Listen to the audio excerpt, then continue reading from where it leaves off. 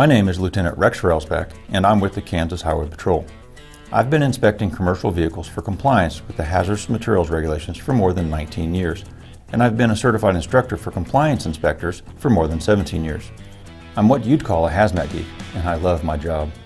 It's a challenging environment.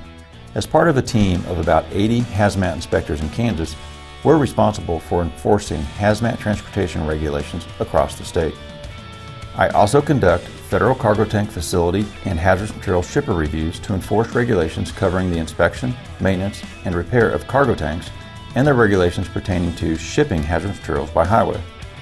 These regulations are put into place to help ensure the safe transportation of some fairly dangerous materials, and we're here to make sure those regulations are understood and followed. One of the most frequent violations we see are hazmat placards that are damaged, obscured, or otherwise not displayed properly. This is an example of one of the gray areas I stress to the inspectors in my classes. Are we assessing a situation based on the letter of the law or the intent? For instance, is a placard that's a half-inch off horizontal reference to the transport vehicle's frame a violation? We need to take an approach that is stringent enough to ensure placards effectively communicate the hazards they represent without going to such extremes that an undue burden is placed on the shipper or motor carrier. In other words, a common sense approach to enforcement. We also need to stay on top of the constantly changing regulations. Teaching is really one of the best ways to stay current. That's why I'm involved in developing and presenting curricula both in Kansas and at the National Training Center for the Federal Motor Carrier Safety Administration in Arlington, Virginia. When I first got started in hazmat, I attended events put on by the Cooperative Hazardous Materials Enforcement Development Program, or COMED.